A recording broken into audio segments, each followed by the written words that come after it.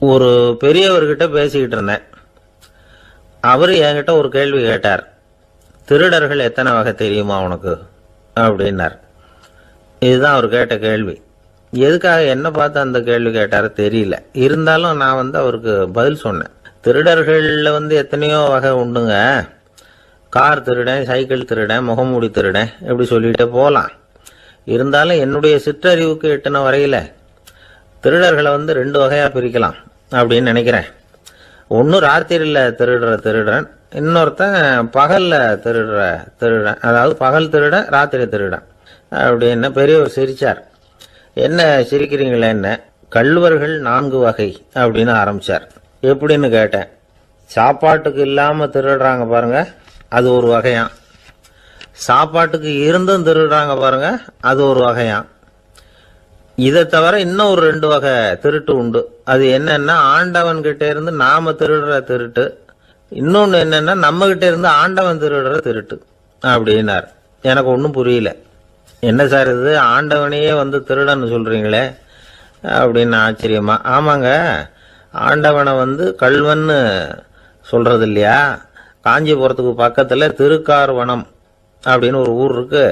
அங்க உள்ள பெருமாளுக்கு கள்வர்னு தான் பேரு. அது மட்டும் இல்ல, திருமங்கை ஆழ்வார் தம்முடைய திரு நெடுந்தாண்டகத்துல கார்வனத்துள்ளாய் கல்வா அப்படின்னு தான் அழைக்கிறார் அப்படின்னு நிறைய உதாரணம்லாம் சொல்ல ஆரம்பிச்சார்.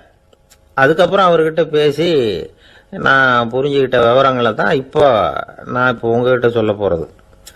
அதாவது அவர் சொன்ன முதல் வகை திருடர்கள் சாப்பாட்டுக்கு இல்லாம திருடுறவங்க. இவங்களை திருத்தி போடலாம். சாப்பாட்டுக்கு இருந்தும் பணம் சேர்க்கணுங்கிற ஆசையால பொய் கணக்கெல்லாம் எழுதுறாங்க பாருங்க, அவங்க தான் 2வது வகை. 3வது வகை திருட்டு தான் மிகப்பெரிய திருட்டு. இறைவனுக்கு சொந்தமானதை நம்முடையதுன்னு நினைக்கிற திருட்டு. எது இறைவனுக்கு சொந்தமானது அப்படின்னா ஆத்மா. பகவானுக்கு சொந்தமான ஆத்மாவை நம்முடையதுன்னு நினைக்கிறது தான் அந்த மாபெரும் திருட்டு. இதுக்கு பேர் தான் ஆத்மாபகாரமா. சரி, இதுக்கு பரிகாரம் என்ன? எல்லாம் இறைவனுடையது, நமக்கு ஒன்றும் இல்லை அப்படின்னு நினைக்கிறது தான் இதுக்கு பரிகாரம். இதெல்லாம் இருக்கட்டும். 4வது திருட்டு ஒன்று சொன்னோம்ல, ஆண்டவன் நம்ம கிட்ட இருந்து திருடுறது. அது எப்படி? ஆண்டவனை கள்வன்னு சொல்றாங்க, அது சரி. அவர் என்னத்தை திருடினார்? இப்போ இன்னொருத்தருக்கு சொந்தமான ஒன்றை எடுத்து வச்சுக்கிறது தான் கள்ளத்தனம். ஆனா ஆண்டவன் எடுத்துக்கிட்டோம்னா இருக்கிறது எல்லாமே அவனுக்கு சொந்தம். அப்படி இருக்கிறப்போ அவரை எப்படி கள்வன்னு சொல்றது? இது என்ன புரியாம இருக்குதே அப்படின்னு சொல்லி பார்த்தா அதுக்கும் விளக்கம் சொல்றாங்க அவங்க. அதாவது ஆண்டவனுக்கு உருவமே கிடையாது, அரூபமா இருக்கிறவன், அதாவது உருவம் இல்லாம இருக்கிறவன். அப்படி உள்ள பகவான் நம்மள மாதிரி உருவத்துல இருக்கிறான். நம்மள மாதிரியே கையை காலு மூக்கெல்லாம் இருக்குது ஆண்டவனுக்கு. இந்த உருவம் நம்ம கிட்ட இருந்து திருடினது தானே. அவன் தன்னுடைய உண்மையான திருமேனியை நமக்கு காட்டாம, அதாவது தரிசனம் கொடுக்காம இருக்கிறது கள்ளத்தனம் தானே. அதனால்தான் இதுவும் ஒரு பெரிய திருட்டு, இருக்கிறதுலயே மிகப்பெரிய திருட்டு அப்படிங்கிறார். என்கிட்ட பேசிக்கிட்டு இருந்தாரு, இந்த விஷயம்லாம் சொல்லிட்டு இருந்தாரு இந்த பெரியவர். அதாவது திருட்டை ஆன்மீக நோகத்துல அவர் பார்க்கிறார். நம்ம பார்வையில இதை விட அபூர்வமான திருட்டுலாம் இங்க உண்டு. அபூர்வமான திருடர்களும் உண்டு. ஒரு திருடன் சிறையிலிருந்து விடுதலையாகி வெளியில போனான். கொஞ்ச நாள்ல மறுபடியும் திரும்பி ஜெயிலுக்கு வந்துட்டான். அப்போ சிறை அதிகாரி அவனுக்கு அறிவுரை சொன்னாராம். ஏன்பா இப்படி அடிக்கடி தப்பு பண்ணிவிட்டு ஜெயிலுக்கு வந்துடுறியே, உனக்கு சொந்த பந்தம் எதுவும் இல்லையா? உனக்கு அப்பா, அண்ணன், தம்பிகள் அவங்க கூட எல்லாம் சேர்ந்து வாழணுங்கிற ஆசை இல்லையா அப்படின்னு கேட்டிருக்கார். அவங்களோட சேர்ந்து வாழணுங்கிற ஆசை எனக்கு நிறைய உண்டுங்க சார் அப்படின்னு அவன். அப்புறம் எதுக்கு இப்படி ஜெயிலுக்கு வந்துடுற அப்படின்னாரான் அவரு. அவங்க எல்லாருமே இங்கே தானே சார் இருக்காங்க அப்படின்னு அவன். ஒரு நண்பர் சினிமா படம் தயாரிக்கிறவர், அவர்கிட்ட ஒரு நாள் பேசிக்கிட்டு இருந்தேன். அது எப்படி சார், நீங்க எடுக்கிற எந்த படமும் கையை கடிக்காத அளவுக்கு எடுத்துடுறீங்களே, அது எப்படின்னு கேட்டேன். அது ஒன்றும் பெரிய விஷயம் இல்லை சார். பெண்களுக்குன்னு சில உருக்கமான காட்சிகள், இளைஞர்களுக்குன்னு சில நடனங்கள், அடிதடி காட்சிகள், அப்புறம் வயசானவங்களுக்குன்னு சில ஆன்மீக காட்சிகள், சின்ன பிள்ளைங்களுக்கு சிரிப்பு, இப்படி எல்லாமும் சேர்த்து நான் படம் எடுக்கிறேன். மசாலா படம்னு பேர். இது ரொம்ப பெருசாக இல்லைன்னாலும் ஓரளவுக்கு சுமாராக ஓடிடும், கையை கடிக்காது அப்படின்னார். இது ஒரு உத்தி. சில பத்திரிகை ஆசிரியர்களும் இந்த உத்தியை கையாளுறது உண்டு. இந்த உத்திக்கு பார்னம் உத்தி அப்படின்னு பேர். பார்னம் எஃபெக்ட் அப்படின்னு சொல்லுவாங்க. அதாவது ஃபீனியஸ் டி பார்னம் அப்படின்னு ஒருத்தர் அமெரிக்காவில் இருந்தாராம். அதாவது 19ஆம் நூற்றாண்டில் அமெரிக்காவில் கொடிகட்டி பறந்த ஒரு சர்க்கஸ் நிறுவனத்தின் அதிபர் அவர். இந்த உலகத்தில் ஒவ்வொரு நிமிஷமும் ஒரு ஏமாளி பறந்துக்கிட்டே இருக்கிறான் அப்படிங்கிறது அவருடைய சித்தாந்தம். ஒவ்வொருத்தரையும் திருப்திப்படுத்துகிற அளவுக்கு அம்சங்களை கொஞ்சம் கொஞ்சமாக கலந்து கேளிக்கை நிகழ்ச்சிகளை நடத்தினது தான் அவருடைய மகத்தான வெற்றிக்கு காரணம். அதனால் அந்த உத்தியை யார் கடைப்பிடிச்சாலும் சரி, அதுக்கு பார்னம் உத்தி அப்படின்னு பேர் வந்துட்டுது. ஜோசியம் சொல்கிறவங்களுக்கும் இந்த உத்தி தான் கை கொடுக்குது. ஒரு விஷயத்தை ஒருத்தருடைய கோள் நிலைகள் அல்லது கையெழுத்து நிரூபிக்கிறதாக அவர்கிட்ட சொன்னால் அதை அவர் நம்பிவிடுவார். ஆனால் அந்த விஷயம் நல்லதாக இருக்கணும், நேர்மையானதாக இருக்கணும், அதாவது பாசிட்டிவாக இருக்கணும்.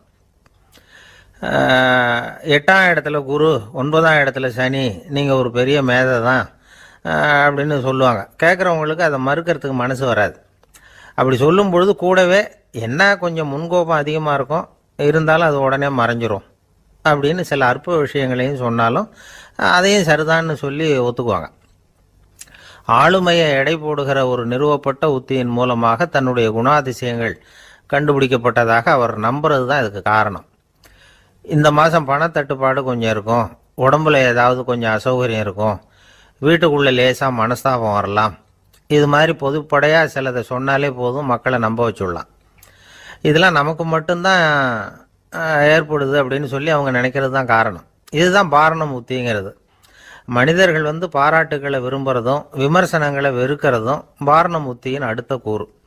அதனால் ஒருத்தருக்கு ஜோசியம் சொன்னாலும் சரி, அவருடைய ஆளுமையை மதிப்பிடுறதாக இருந்தாலும் சரி, அவரை புகழற மாதிரி இருந்தாலும் சரி, அப்படி இருந்தால் தான் அது சரியாக இருக்கும். சாதகமான விஷயங்களை அதிகமாகவும் பாதகமான விஷயங்களை நாசூக்காகவும் சொன்னால் மக்கள் அதை நம்பிடுவாங்க. ஒருத்தரை கருமின்னு சொன்னால் ஏற்றுக்க மாட்டார். அதையே கொஞ்சம் மாற்றி நீங்கள் கொஞ்சம் சிக்கனமான ஆசாமி அப்படின்னு சொன்னால் நீங்கள் சொல்கிறது சரிதான் சார் அப்படிம்பார். நீங்கள் பெரிய செலவாளி தான், இருந்தாலும் நல்ல விஷயங்களுக்கு தான் செலவழிப்பீங்க அப்படின்னு சொல்லணும். இப்படி இந்த பார்னம் உத்தியை கடைபிடிச்சி இன்றைக்கி வெற்றிகரமாக காலம் தள்ளுறவங்க நிறைய பேர் இருக்கிறாங்க. இந்த உலகத்தில் ஒவ்வொரு நிமிஷமும் ஒரு ஏமாளி பறந்துக்கிட்டே இருக்கிறான் அப்படிங்கிறது தான் ஃபீனியஸ் பார்னம் அவர்களுடைய நம்பிக்கை. அதை விட அடுத்தவங்களை ஏமாளியாக நினைக்கிற மனுஷர்கள் தான் இன்றைக்கி உலகத்தில் ரொம்ப அதிகம். ஒருத்தர் தன்னுடைய மேலதிகாரிகிட்ட போய், ஐயா ஒரு நாள் லீவு வேணும், என் தங்கச்சிக்கு கல்யாணம் அப்படின்னார். அவர் பார்த்தார், ஒரு 10 நிமிஷம் வெளியில் இருங்கன்னார். 10 நிமிஷம் கழித்து கூப்பிட்டார், இதை பாருங்கள், நீங்கள் சொல்கிறது பொய், இப்போ உங்கள் தங்கச்சிக்கு ஃபோன் பண்ணேன், அவங்க தனக்கு 2 வருஷத்துக்கு முன்னாடியே கல்யாணம் ஆகிட்டதாக சொல்கிறாங்க அப்படின்னார்.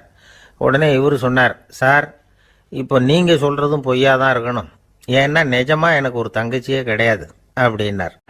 நம்மக்கிட்ட ஒருத்தன் தப்பாக நடந்துக்கிட்டானா உடனே நாம் என்ன செய்வோம், கையை ஓங்கிட்டு அவனை அடிக்க போவோம். நாம் அவங்ககிட்ட அவனை விட ஒருபடி மேலாக தப்பாக நடந்துக்குவோம். ஆனால் பெரியவங்கள்லாம் அப்படி நடந்துக்கிறது இல்லை. இன்னா செய்தாரை ஒருத்தல் அவர் நாண நன்னயம் செய்து விடல் அப்படின்னு வள்ளுவர் சொல்லியிருக்கார் இல்லையா, அதுக்கு தகுந்த மாதிரி நடந்துக்குவாங்க. பாயசித் விஸ்தாமிங்கிறவர் ஒரு பெரிய ஞானி. அவர் ஒரு நாள் ராத்திரி ரொம்ப நேரம் மசூதியில் இருந்துட்டு வீட்டுக்கு திரும்பி வந்துகிட்டு இருக்கிறார்.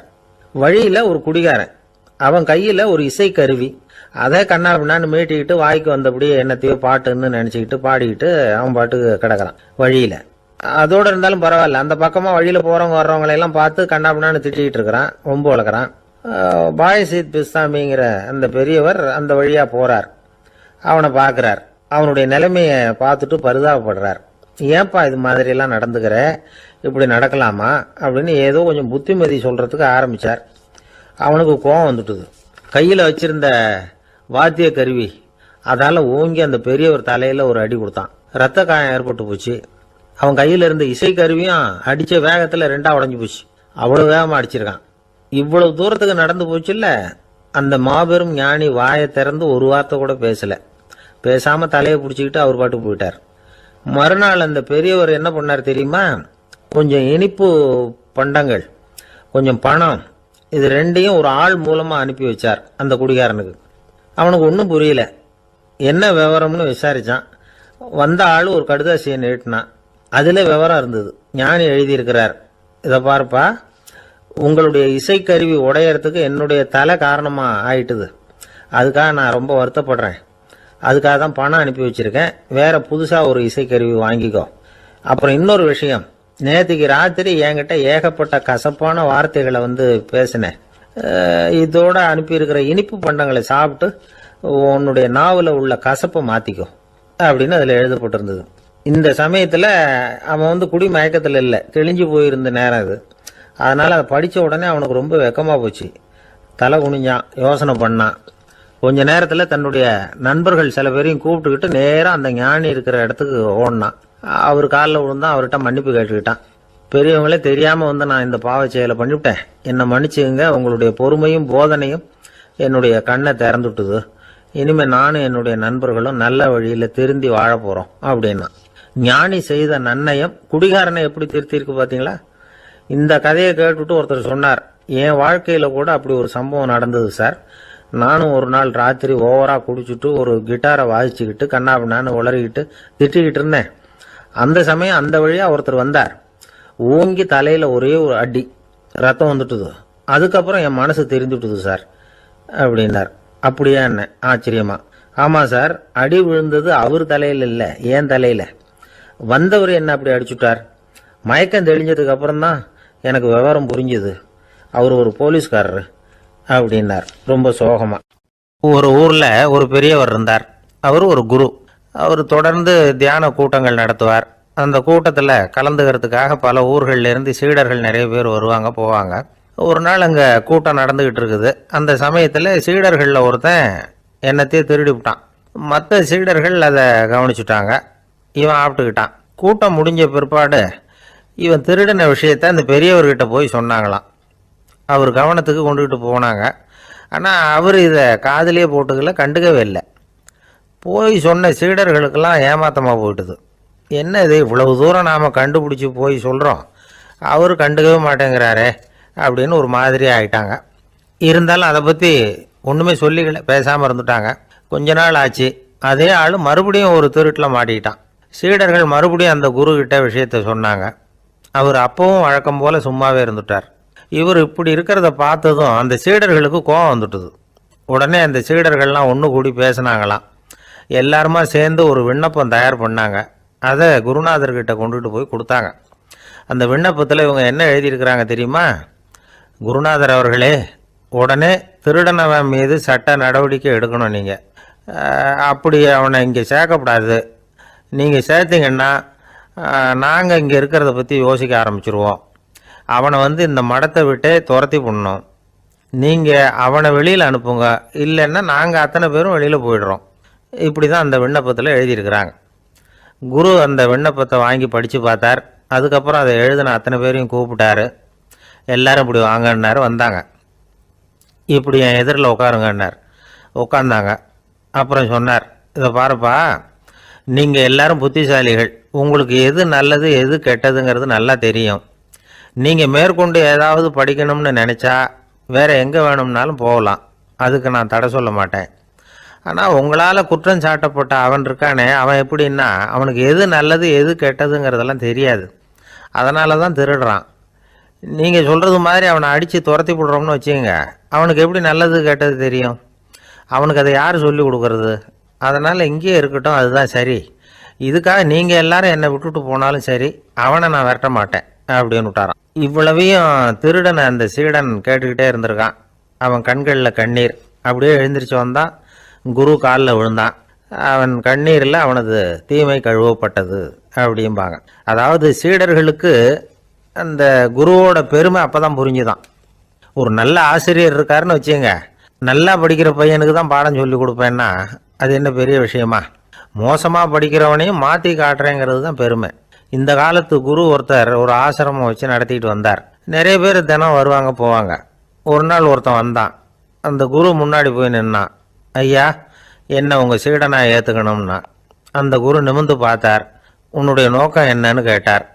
ஐயா, உங்ககிட்ட கொஞ்ச நாள் இருந்தேன்னா நல்ல பழக்க வழக்கங்களை கற்றுக்கலாம், அதுக்கப்புறம் வெளியில் போய் ஒரு நல்ல தொழில் தொடங்கி வாழ்க்கையில் முன்னுக்கு வரணுங்கிறது தான் என்னோட நோக்கம் அப்படின்னா. நீ சொல்கிறது சரி, ஆனால் உன்னால் இங்கே நல்ல பழக்க வழக்கங்களை கற்றுக்க முடியலேன்னு வச்சுக்கோ, அப்போ என்ன பண்ணுவேன் அப்படின்னு கேட்டார் அவர். அப்படி ஆச்சுன்னா என்ன, உங்களை மாதிரியே ஒரு ஆசிரமம் ஆரம்பித்து அதுக்கு குருவாக இருந்துட்டு போகிறேன் அப்படின்னு நானும். சீடன் வெளியூர் புறப்படுறதுக்கு தயாராக இருந்தான். ரொம்ப தூரம் போக போகிறான். திரும்பி வர நாளாகும். புறப்படுறதுக்கான ஆயத்த வேலைகளில் ஈடுபட்டிருந்தான். அந்த சமயம் பார்த்து இன்னொரு சீடன் அவங்கிட்ட வந்தான். நம்ம குரு உன்னை அழைச்சிட்டு வர சொன்னார் வா அப்படின்னு கூப்பிட்டான். இவன் உடனே புறப்பட்டு போனான். குருநாதரை பார்த்தான். அவர் காலில் விழுந்து வணங்கினான். வணங்கிவிட்டு எழுந்திரிச்சான். அவ்வளவுதான். குரு ஏதாவது உபதேசம் பண்ணுவாருன்னு எதிர்பார்த்தான். ஆனால் நடந்தது என்ன தெரியுமா? குரு அவனுக்கு ஓங்கி ஒரு அடி கொடுத்தார். எதிர்பாராம இந்த அடியை வாங்கினதும் அந்த சீடன் அதிர்ந்து போயிட்டான். பக்கத்தில் இருந்த மற்ற சீடர்களும் திகைச்சு போய் நின்றுட்டாங்க. அடி வாங்கின சீடனுக்கு மனசுக்குள்ள குழப்பம். நாம என்ன தப்பு பண்ணணும், புறப்படுற நேரத்துல இப்படி குரு கிட்ட அடி வாங்குற மாதிரி ஆயிட்டுதே அப்படின்னு நினைச்சு மனசுக்குள்ள ரொம்ப வேதனைப்பட்டான். கொஞ்சம் துணிச்சலை வரவழைச்சுக்கிட்டு குருநாதர்கிட்டயே கேட்டுட்டான். சுவாமி, நான் என்ன தப்பு பண்ணினேன்? என்னை இப்படி அடிச்சுட்டீங்களே, ஒரு வார்த்தை கூட உங்களை எதிர்த்து நான் பேசினது இல்லையே, இவ்வளவு காலமா உங்க விருப்பத்துக்கு விரோதமா ஒரு காரியம் கூட நான் செஞ்சது இல்லையே, வந்ததும் வராததுமா ஒண்ணுமே சொல்லாம என்ன அடிச்சுட்டீங்களே, குருவே நான் செஞ்ச குற்றம் தான் என்ன அப்படின்னு கண்ணீரோட பரிதாபமா கேட்டானா அந்த சீடன். ஆனா அந்த குரு முகத்துல கொஞ்சம் கூட கோபம் இல்லை. அவர் சிரிச்சுக்கிட்டே நின்றுகிட்டு இருந்தாராம். அதுக்கப்புறம் சொன்னாராம், என்னுடைய அருமை சீடனே, நீ ஒரு தவறும் பண்ணல. நான் உன்னை அடிச்சது நீ ஏதோ தப்பு பண்ணிவிட்டேங்கிறதுக்காக இல்லை. நீண்ட பயணம் போக போற, ஞாபகமா ஏதாவது கொடுத்து அனுப்ப வேணாமா? நீ ஞானம் பெற்ற பிறகுதான் திரும்பி வர போறேங்கிறது எனக்கு தெரியும். அதுக்கு பிறகு உன்னை வந்து அடிக்க முடியுமா? அதனால இப்ப கிடைச்சிருக்கிற இந்த வாய்ப்பை பயன்படுத்திக்கிட்டேன். அப்போதைக்கு இப்பவே அடிச்சுட்டேன், அவ்வளவுதான், வேற ஒண்ணும் இல்லை அப்படின்னாராம். குரு சிரிச்சுக்கிட்டே இப்படி சொல்றார். இருந்தாலும் இதுவும் ஒரு உபதேசம் தான். அதிர்ச்சிகளால விழிப்படைய வைக்கிறதும் ஒரு வழிதான். இது ஜென் வழி. பெரும்பாலும் அதிர்ச்சியின் மூலமாகவே ஞான தரிசனத்தை அருள்கிறவர்கள் தான் ஜென் குருமார்கள். நம்ம தியானம் தான் ஜென். இந்தியாவிலிருந்து இது சீனாவுக்கு போய் கொஞ்சம் பேர் மாறி வளம் பெற்று ஜப்பான்ல ஜென் ஆகி வளர்ந்துருக்குது, அவ்வளவுதான். ஜென்கிறது தியானம். எதை நினைச்சும் தியானிக்கிறது இல்லை, எல்லாத்துலயும் தியானம் இருக்கிறதா சொல்லுது ஜென். பேசுறது, இருக்கிறது, நடக்கிறது, சாப்பிடுறது, சிரிக்கிறது, தூங்குறது, தொழில் செய்யறது அல்லது சும்மா இருக்கிறது எல்லாமே தியானம் தான். ஜென்கிறது ஒரு சுய தரிசனம். தன்னைத்தானே அடையாளம் கண்டுகொள்கிறது தான் அது. இல்லாத எதையும் தேடி கண்டுபிடிக்கிறது இல்லை. சென் மார்க்கத்தை பத்தி ஓஷோ என்ன சொல்றாரு தெரியுமா? காணாமல் போன தன்னுடைய மூக்கு கண்ணாடி தன்னுடைய மூக்கின் மேல் இருப்பதை கண்டுகொள்வது போன்றது சென் அப்படிங்கிறார். நம்மால் இன்னொருத்தர் முகத்தை ரொம்ப நேரமா உத்து பார்த்துக்கிட்டு இருந்தார். என்ன பாக்குறீங்கன்னாரு அவரு. நீங்க போட்டிருக்கீங்களே மூக்கு கண்ணாடி, அதை தான் பாக்குறேன்னாரு இவரு. நீங்க அப்படி பாக்குறதுக்கு விசேஷ காரணம் ஏதாவது உண்டான்னு கேட்டார் இவர். உண்டுன்னார். என்னன்னு கேட்டார். நேத்திக்கு காணாம போன என்னோட மூக்கு கண்ணாடி அது அப்படின்னாராம் இவர். ஒரு ஆள் இருந்தார். அவரு தன்னை ஒரு குருன்னு சொல்லிக்கிட்டார். மௌன குரு, வாயே திறக்கிறது இல்லை. அவருக்கு 2 சீடர்கள் உண்டு. இவங்க தான் வர்றவங்க கிட்ட பேசுவாங்க, விளக்கம் கொடுப்பாங்க. ஒரு நாள் இந்த சீடர்கள் 2 பேரும் எங்கேயோ வெளியில் போயிட்டாங்க. அந்த நேரம் பார்த்து ஒருத்தர் அங்கே வந்தார். குருக்கிட்ட போனார். குருவே, புத்தர்னா என்னன்னு கேட்டார். குருவுக்கு ஒன்றும் புரியல. அவர் உண்மையான குருவாக இருந்தாவில் புரியும். அவர் திருன்னு முழிக்க ஆரம்பிச்சிட்டார். இந்த நேரம் பார்த்து இந்த சீடர்கள் எங்கேயோ போயிட்டாங்களே, என்ன பண்ணுறது, உதவிக்கு யாராவது கிடைக்க மாட்டாங்களா அப்படின்னு அப்படியே சுற்றி பார்க்குறார். அங்கங்கே பார்க்குறார். வந்தவர் இதை கவனித்தார். ஏதோ புரிஞ்சுக்கிட்ட ஒரு மாதிரி அடுத்த கேள்வி கேட்டார். தர்மம்னா என்ன சுவாமின்னார். குருவுக்கு ரொம்ப சங்கடமாக போச்சு. நம்ம நிலைமை இப்படி ஆகிட்டுதே, இக்கட்டில் மாட்டிக்கிட்டோமே அப்படின்னு நினச்சபடியே விட்டத்தை பார்த்தார். அப்புறம் குனிஞ்சு தரையை பார்த்தார். அப்படியே உட்காந்துக்கிட்டார். வந்தவர் உடனே அடுத்த கேள்விக்கு போயிட்டார். தியானம்னா என்ன சுவாமின்னார். பாவம் என்ன பண்ணுவார் அந்த குரு, பேசாமல் கண்ணை கெட்டியாக மூடிக்கிட்டார். இது ஏதுடா வம்பா போச்சுன்னு. இவர் இப்படி பண்ணால் கூட வந்தவர் சளைக்கல. இன்னொரு கேள்வியும் கேட்டார். ஆசீர்வாதம்னா என்ன அப்படின்னார். இவர் பார்த்தார். இப்படியே போனால் இவர் கேள்வி கேட்குறத நிறுத்த மாட்டார் அப்படின்னு நினச்சிக்கிட்டு எனக்கு ஒன்றுமே தெரியாதுங்கிற பாவனையில் 2 கையையும் விரித்து காட்டினார். வந்தவர் முகத்தில் மகிழ்ச்சி, மன நிறைவு ஏதோ எல்லாம் புரிஞ்சுக்கிட்ட ஒரு மாதிரி அங்கேருந்து புறப்பட்டு போனார். வழியில் அந்த குருவோட சீடர்கள் 2 பேரையும் சந்திச்சார். உங்கள் குருவை தான் பார்த்துட்டு வரேன்னார் இவர். என்ன நடந்ததுன்னு கேட்டாங்க. இவர் விவரமாக சொல்கிறார். உங்கள் குரு எவ்வளவு பெரிய ஞானி தெரியுமா? புத்தர்னா என்னன்னு கேட்டேன். அதுக்கு அவர் அப்படியும் இப்படியும் பார்த்தார். அதுக்கு என்ன அர்த்தம் தெரியுமா? மக்கள் புத்தரை வந்து அங்கேயும் இங்கேயும் தேடுறாங்க. உண்மையில் அவர் அங்கேயும் இங்கேயும் தேடி கண்டுபிடிக்க முடியாது அப்படிங்கிறத அவர் செய்கை மூலம் உணர்த்தினார். அதுக்கப்புறம் தர்மம்னா என்னன்னு கேட்டேன்.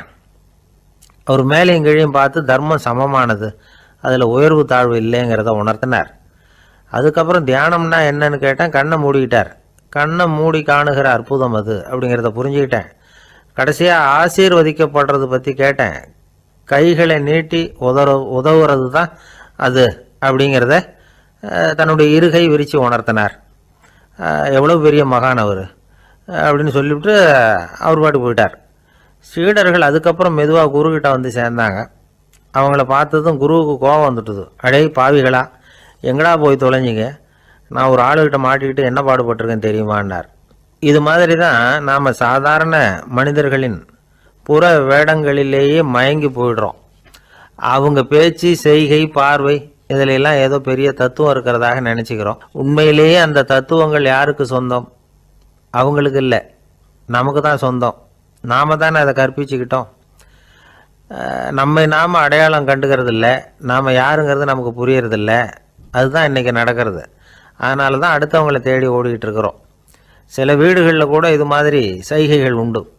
சில குடும்ப தலைவர்கள் தினமும் காலையில் கண்ணை கெட்டியாக மூடிக்கிட்டு கை ரெண்டையும் சுத்தமாக விரித்து வச்சுக்கிட்டே உட்காந்து தியானம் பண்ணுறது வழக்கம். எதுக்காக அப்படி பண்ணுறீங்கன்னு ஒருத்தரை பார்த்து கேட்டேன். இந்த மாதம் வாங்கின சம்பளம் பூரா தீர்ந்து போச்சு, இனிமேல் என் கையில் சுத்தமாக ஒன்றும் இல்லை, புதுசாக எதுவும் செலவு வச்சுடாதே அப்படிங்கிறத அப்படி உள்ளங்கை ரெண்டையும் விரித்து காட்டி அவங்களுக்கு உணர்த்துறேன் அப்படின்னார்.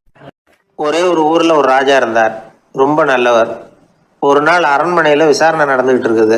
அதில் ஒரு வழக்கு. ஒரு விவசாயி வந்து புகார் கொடுக்குறார். என்ன புகார்னா, அவர் வயலில் ஆடுகள் வந்து மேய்ஞ்சி பயிரை அழிச்சுட்டுது. நிறைய உழைச்சி செலவு பண்ணி பயிரை உண்டாக்கி வச்சுருந்தேன், எல்லாம் போயிட்டுது. இனிமேல் நான் என்ன செய்யறது? நீங்கள் தான் சரியான தீர்ப்பு வழங்கணும் அப்படின்னார் அந்த விவசாயி. அந்த ஆடுகளுக்கு சொந்தக்காரர் யாருன்னு கண்டுபிடிச்சி அரண்மனைக்கு அழைச்சிட்டு வாங்கன்னு உத்தரவு போட்டார் ராஜா. சேவகர்கள் போனாங்க, ஆளை கண்டுபிடிச்சாங்க, கூப்பிட்டுக்கிட்டு அரண்மனைக்கு வந்துட்டாங்க.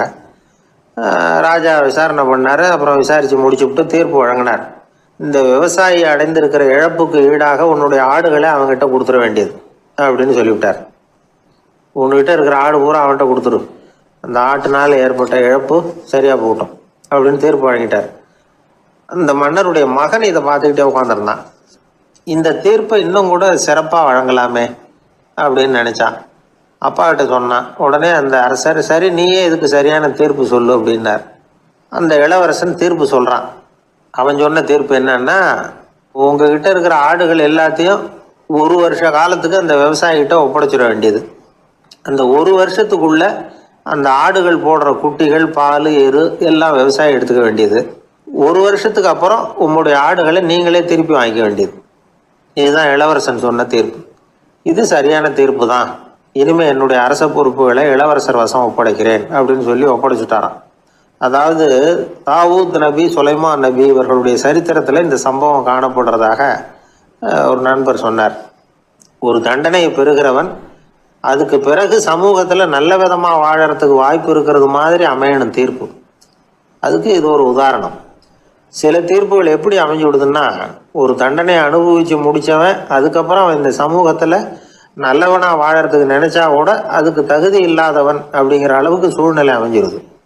இது சிந்திக்க வேண்டிய ஒரு செய்தி. இன்னொரு ஊரில் ஒரு ராஜா இருந்தார். அவர் ஒரு நாள் ஒரு போட்டி வச்சார்.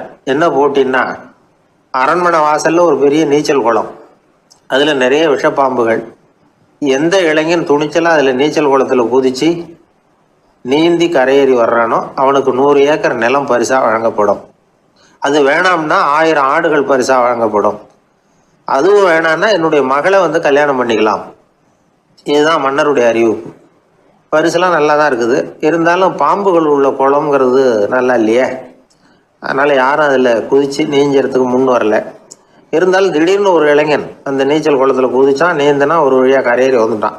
மன்னருக்கு ரொம்ப மகிழ்ச்சி. நீ தான் தைரியமான இளைஞன், வா இப்படின்னு கூப்பிட்டார். கிட்ட வந்தான். அந்த இளைஞன் தண்ணீர் சொட்ட சொட்ட வந்து நிற்கிறான்.